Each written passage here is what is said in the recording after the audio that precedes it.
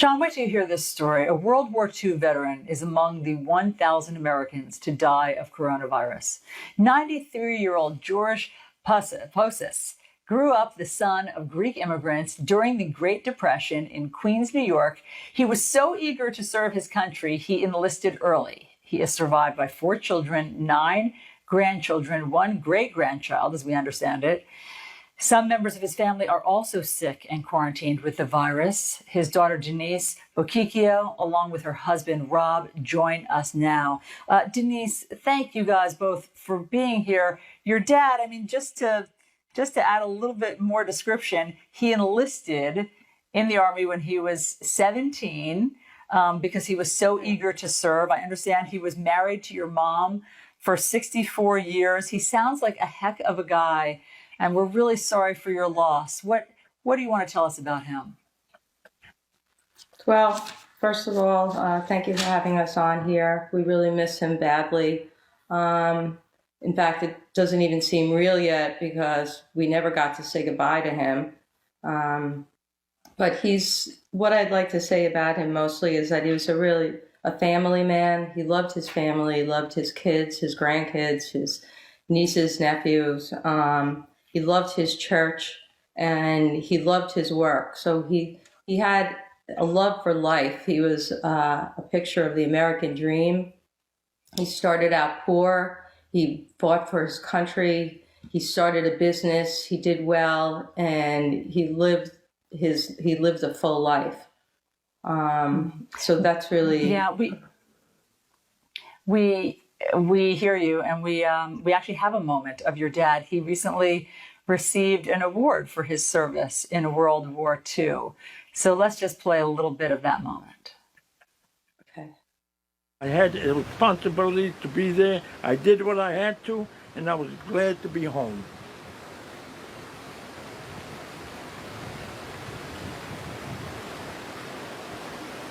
In 1953, I married my wife, Evelyn Lamberton. We were married for 64 years. We had a wonderful family, 3 girls, 1 boy, and I have 9 grandchildren. Don't ask me their names, I probably don't even know them. You see him getting emotional about his marriage to your mom and being funny about his grandkids. And so it is heartbreaking, Denise, to hear that at the end you couldn't be with him and say goodbye. And so tell us what his battle with coronavirus was like. Well, we were unaware that he had it at the beginning. So being a close family, we were all visiting him in the hospital and all over him, lying on his bed with him, helping him eat. And he was very healthy. So we weren't even used to him not being well. So my son flew up from Florida, and all my kids were there, and my sister was able to go because she was getting sick, and my brother was sick, which ended up being they had the virus, but we were unaware of it at the time. So we were doing the best to go visit him. And then once we found out he had the coronavirus, we all went and got tested, and my husband ended up being positive. My brother ended up not being positive, but I'm not sure if he had it and then was done with it or never had it. We weren't sure. And then my sister ended up going straight to ICU. I was a carrier. And how is your sister doing? Is she still there? No, she's getting better. She was sent home. She came home a couple of days ago. So she was in ICU with my father, but they weren't able to see each other because they were both quarantined. We hear of these stories about families who are in the ICU at the same time. It's really obviously heartbreaking and a challenge. And Rob, you tested positive. How are you feeling?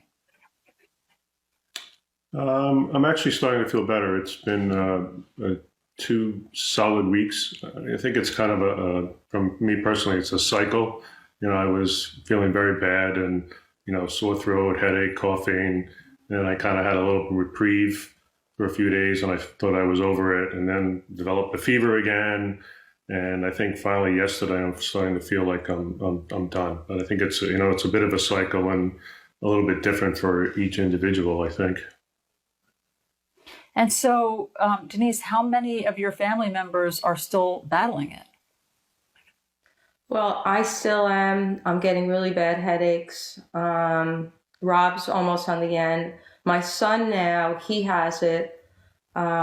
Since we were all visiting my father, we all ended up getting quarantined and frozen in time. So I ended up with a house full of people because we were at the hospital. And then once we got the call that we couldn't leave, we've been quarantined for over 2 weeks now. So my son is here and he has it now, but he has not been tested.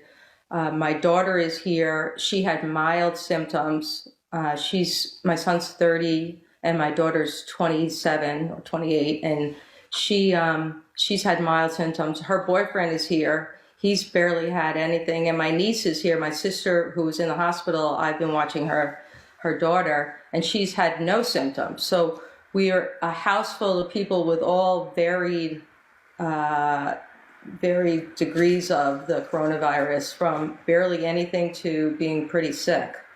Oh my gosh, what a challenge. And so, I mean, the fact that you couldn't be with your father at the end, and could you be on the phone? Could you say anything to him?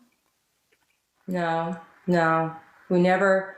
Yeah, it was very difficult because he was sedated because he was on the ventilator, and we couldn't. Not only could we not say goodbye to him, but we couldn't have a funeral for him because we were not allowed out of our house. The church didn't allow it, but I'm thankful that he did get a funeral. The priest by himself gave him one, and then we weren't allowed to at the cemetery. We were all quarantined, and we followed those directions pretty closely. So we'll have a memorial at a later date. But it was being able to talk about him on TV and have people see him makes it a little easier for us. So I appreciate that you guys are doing this, because otherwise it would have been like he lived a full life, fought for his country, had a great family, and then just died alone. So at least this way, it makes us feel like he's less alone. We appreciate you. That's really moving. And we appreciate your father and what he did for this country. You're not alone. There are other families tragically in your situation. And we just wish you the best of health. We hope that everybody there makes a recovery, a speedy recovery. And thanks for sharing a little bit of your dad with us. We really appreciate that. Yeah, thank you. Thank you.